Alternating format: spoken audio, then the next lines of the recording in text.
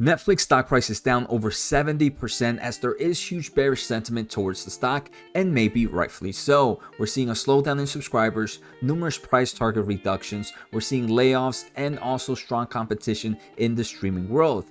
On today's episode, we are going to take a closer look at some bearish thoughts, but also maybe let's take a closer look at what are some of the bullish theses for this company, because I do want to say there are some. If this is your first time here, make sure to hit the thumbs up, make sure to hit the subscribe button, check out the pinned comment for a lot of great links, and also check out my tech channel. So let's get started. I do want to thank The Motley Fool for sponsoring this video, and make sure to check out fool.com/Jose to get the top 10 stocks to buy right now. So if we take a closer look at price action, Netflix is sitting at $181 with a market cap of $80 billion. And this is a company with its 52-week high of roughly $700. If we take a closer look, the stock is down 73% from its all-time highs. And for numerous reasons. The first reason is employee layoffs due to revenue growth slows. On Thursday, June 23rd, Netflix announced that they are laying off 300 more employees as the company is seeing a bit of a slowdown. And this is not the first time. On May 17th, Netflix laid off about 150 employees, again, as the streaming service contends with big subscriber losses. If we also take a closer look, there definitely has been some negative sentiment by analysts.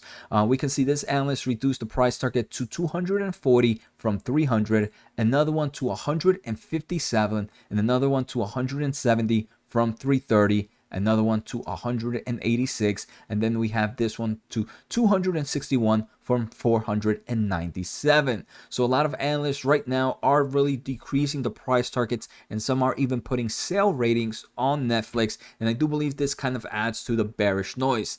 In the other hand, right, I do want to say I'm not someone who follows analyst price targets much. The main reason is they're most likely looking for short-term movements, something within the next 12 months, and many might say, Jose, 12 months is actually a long time, but for us long-term investors, 12 months I do believe is very short.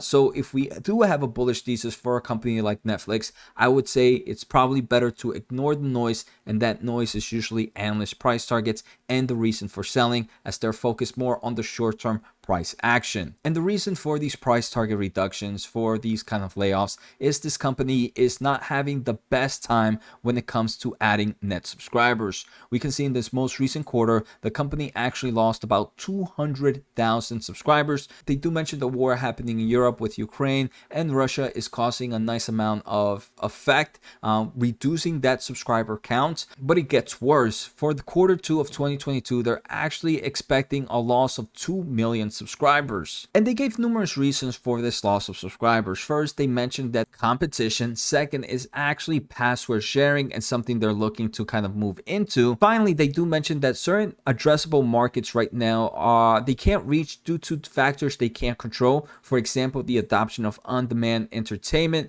the uptake of connected TVs, and the overall cost of data, which is kind of preventing them to kind of move into some of these markets that they thought they could have entered before. So as we can see, Netflix right now is definitely not the growth story we thought it was a few years ago, and it's definitely not the same company. But that doesn't necessarily mean it's a bad investment. It's just one that we should see in a different light. I mean, if we take a closer look at Netflix price to sales ratio in the past 10 years, this is actually sitting at levels probably not seen since early 2014, 2013, or maybe even 2012. So again, it's telling me that right now the price that Netflix is sitting is definitely not a price of a growth stock, and that's definitely what we want to see. The second thing I want to mention is this is a company that is positive in cash flow from operations. Even though they are investing numerous amount of money in content, we can see cash flow from operations in the past few quarters has been positive. And they do mention that they expect this company to continue to be free cash flow positive for the full year of 2022 and beyond. And some of the ways is by controlling expenses. Unfortunately, that might be laying off employees and also maybe cutting down in certain contents that they believe might not do so well. Another bullish point that I want to make for Netflix is this is a company that hasn't really increased its diluted outstanding shares much. In the past 3 years, diluted shares outstanding have only grown 0.17%. That's pretty much nothing. It's pretty much been flat for the past 3 years. We can see the company definitely did a few buybacks. Unfortunately, they do mention with the way things are happening right now, they didn't do any purchases in Q1 of 2022, and I probably believe that they might not do many purchases for the next few quarters as they get all their expenses kind of tied up. To kind of combat this loss of subscribers, they're trying to find cheaper ways, and one of those ways is by adding ad supported to Netflix tier market. We have seen, I heard numerous rumors that this company is reaching out to other companies that are focusing in the ad market so they can partner up. I do believe once we hear a little bit more news on who they partner up, it can kind of cause some form of short-term bullish trend for the stock. Another kind of bullish point for Netflix is one that I feel many people don't really like. Video game companies are creating series for their games and kind of involving their IP. Here's a perfect example. Dragon Age, a popular game in the gaming industry right now, is creating an animated series, and that's coming to Netflix. So I do believe stuff like this will continue to drive more users to Netflix in the long term of things. We can also see another PlayStation original, Horizon Zero Dawn, is having a Netflix series done. Again, I do believe the popularity of these games would somehow bring a little bit more subscribers to Netflix. And like I mentioned, the video game industry is really focusing on bringing their characters, their IP to the TV screen or the movie screens, and companies like Netflix and other streaming platforms will definitely benefit from this. The final bullish point I think could go either way. I do believe kind of the increased cost of traveling